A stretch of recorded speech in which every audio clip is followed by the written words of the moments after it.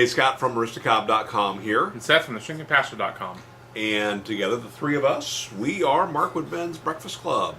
Welcome back once again. Thank you. Tobacco Advent, our annual countdown up to Christmas. Still haven't hammered that one out. No, we haven't. I still don't know what feels right. Yeah, I want to say countdown, but it's not. Well, Traditional Advent calendar. we should turn the tree upside down. We've done that. Yeah, We've done that. Okay, so today, although per the tree, it is a countdown. Yeah, it's true. We're counting down. It's been decided. Today we have a kind of a repeat visitor on our list of tobacco samples. Nathan back? No, the tobacco. Oh, right. We had a sample of what I believe to perhaps be the same tobacco sent to us on day 2 from Biscuit. But it may not be the same. It's all right. So we'll find out. And the Eltopian has sent this to us. So Dale, tell us about this tobacco. Hi guys, the Eltopian here. The tobacco I sent you is Hazelnut from Milan Tobacco. I know you guys already reviewed a hazelnut. You reviewed Lane Hazelnut. I'm not sure if this is the same one or not. I get this from Milan Tobacco in Roanoke, Virginia. And actually, it's one of my favorites. Smoking it right now. And people will compliment you on the room note. I've had people who don't like pipes come up to me in a crowd and say, you know, I really don't like the smell of a pipe, but that's pretty good. All right, Dale. First off, I want to say it's great to see you again. Dale was kind of sort of absent for a while there, and he's posted a number of videos here recently, and it's really, really good to see you. Thank you for sending this along. So Milan Tobacco, our favorite tobacconist in Roanoke, Virginia. If you have some time to spend in Roanoke, we highly recommend that you make sure you get to Milan, right? Yeah. Yeah, this is Milan Hazelnut.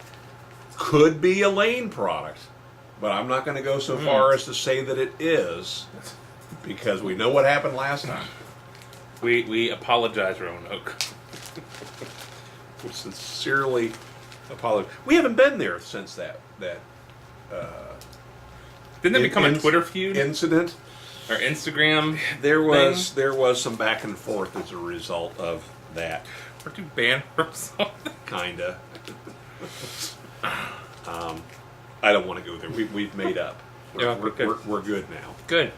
The good folks at Milan forgave us for you and your comments. Wow. And me for my comments. And we won't talk anymore about that, but we will link to one of those videos in the description below. Our comments were nothing about the fine folks of the city or of the tobacco shop or the tobacco. This is an offhand joke. I actually like the tobacco, right? Yeah. I like the tobacco, which I happen to compare to one of my favorite tobaccos. That's right. Now with the FDA deeming, we could know exactly what that tobacco is, wouldn't we? So, hazelnut. We'll give this a smoke here, and while we're getting these lit up, Dale, why don't you ask us our question of the day? What is your favorite sledding story? And mine is going down Suicide Hill on a sled in Eltopia, Washington. But to hear my story, you'll have to go to my channel.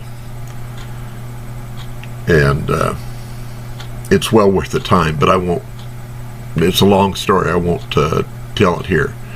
Anyway, I just put it up on my channel yesterday, so give it a check when you get a chance. This is the Eltopian. Have a good Christmas, and I'll see you down the road. Okay, good question. I'm going to have to think about this because I have several best sledding stories. So, boy, why don't you take this one? Okay.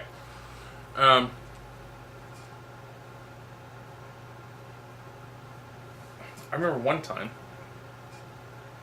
when I was younger, maybe 8 or 9, we went sledding, and we went to a hill, and there was snow, because you need snow when you sled. Those of you that don't live in snowy climates, it's a lot easier to sled in Ohio than it is in North Carolina. In North Carolina, it's more like skating, because we get ice and not snow. And so, Not a lot of great, in our area, right, not a lot of great hills right, either. right. And so you take your sled to the top of the hill. You sit on the sled, and then or lay. yeah, and then you let gravity do its work, and it takes you down to the bottom of the hill, and then I remember repeating the process until I got tired and gave up. Yeah, That was my sledding story. that's your best one. My best one is all of them, because unlike some people, I'm not prone to injuring myself on sleds. Bicycles and floors, yes. Sleds, not so much. So my best sledding story is sledding down a hill and walking back up the hill. Sometimes my worst sledding story is walking up a hill, sitting down on the sled, and then sinking into the snow and not being able to go anywhere. That's a sledding story that that happens a lot. What's yours? Well, unfortunately, my best sledding stories happen to be about some of my worst sledding experiences. But I'll share one from my teenage years in Dayton, Ohio. There's two kind of famous sledding areas in Dayton. One is in the town of Kettering, out at a golf course in Kettering. That is that's south, mostly south, but southeastish of downtown Dayton, mostly south. Anyway, in Kettering, there is this hill that's known as Suicide Hill. And that was an awesome hill to sled. But so many people got injured that slowly but surely the city every year would come in and take out some more trees, take out a few more fences, take a little bit off the top, Make it less deadly. push some of that top over onto the area where you like to sled. And now kids think that they're sledding down Suicide Hill. They're not. But that's not the one I'm going to talk about. The other hill is at the Wright Brothers Memorial at Huffman Prairie, or overlooking Huffman Prairie at Huffman Dam. Uh-huh. And that is a great sledding hill. Now, the interesting thing about this is the top half of that hill is wooded. Now, not wooded, right? But you've got some pretty substantial trees spaced every 50 feet or so, right? Right. So if you plan it right and if you follow some of the paths that are there, you're going to get down no problem. Once you get past that, then it's a clear slide all the way down to the bottom where it levels out, and then eventually it gets to a fence. This is right on the border of Wright-Patterson Air Force Base. So in fact, when you're pulling into the Wright Brothers Memorial Park, there's a Y, and if you go to the left, there's a guard shack, and you got to show your ID to get into that. So it's really, really close to the airport there.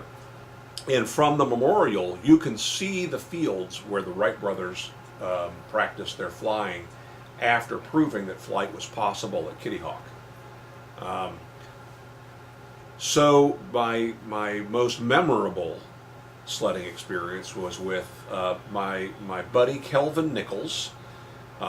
Kelvin was my age roughly, and ultimately as years went on I became a closer friend of his big brother, and Kelvin's big brother Dave was my best man. I was his best man.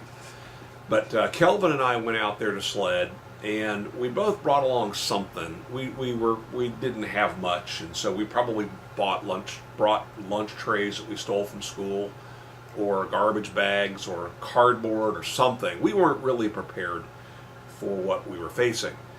But while we were there was a guy that had a beautiful wood toboggan, and this guy was flying down this hill.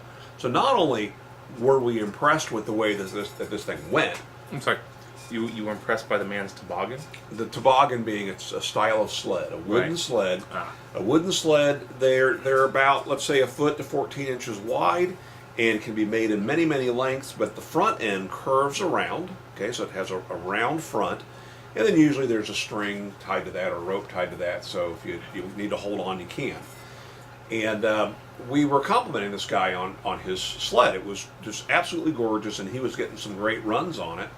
And as we were talking, one or the other of us mentioned the fact that we'd never been on a toboggan before. And the guy said, well, go ahead and take it down. And cool, you don't mind? No, I don't mind at all. So we climb onto this thing, and Kelvin's on front, I'm on back, and we start down the hill. Well, apparently we were going down a path that wasn't the one we had been going down. And all of a sudden, we're going twice as fast as we had been going with anything else that we had been on. And we're picking up speed. And then we hit some kind of a bump that threw us completely off of the path we were heading on. And our trajectory took us, we were, let's say, at least a foot in the air when we struck the tree. Now, fortunately for me, I had a cushion in front of me. Unfortunately for Kelvin, I was a big kid, Right. and that poor guy, he got bark burned so bad. I mean, I slammed him into that tree, but that wasn't the worst of it. We destroyed this guy's toboggan. It just exploded. There was nothing for this guy to take home. I mean, there was no repairing of this thing. Oh. We felt so terrible, but at the same time, we were just stupid teenagers, Right. and we didn't know what to do. And the guy was a little upset, but in the end, he was mostly upset at himself that he let us borrow it, and we walked away to sled another day. But I have a picture that I will post on Instagram of me and my buddy Tim Kennedy at the bottom of that hill, after having sled down that hill on some inner tubes. And so those pictures are probably 10 years after the story with Kelvin. Right. But I do have these pictures. And Cool. in that case, we also ended up hitting some unexpected turbulence. Yeah. I'll post that on Instagram today. Be sure to check that out. So. These days, my most exciting and memorable sledding stories involve my son. Oh, We've had the opportunity to take him sledding the last 2 years in our apartment complex, and that's just a joy. And we've got pictures and video of that. Some of him just biting it so hard, and getting up just red face, snow covered face, and just I'm okay. So those are my favorite memories now. Yeah, I don't have any fun. Ran into a tree or nearly died or any Well, that's because you were my sorts. kid. I think I protected you a little Probably bit after that. from that. That, and as the years went by, all those great places that I went Yeah. got completely changed. There are now fewer hills at the Wright Brothers Memorial, and as I said, there really isn't a suicide hill anymore. That's a shame. That was an awesome sledding hill. Yeah, I remember riding down a hill similar to that on my bicycle. We were living behind the church. The road that we lived off of made a big loop, and at the end of our street, the two corners dipped down into a corner, and we knew the people that lived in the house there, and their yard went down even further, and so we would go down, zip down the street down past the corner into their yard and drop all the way down.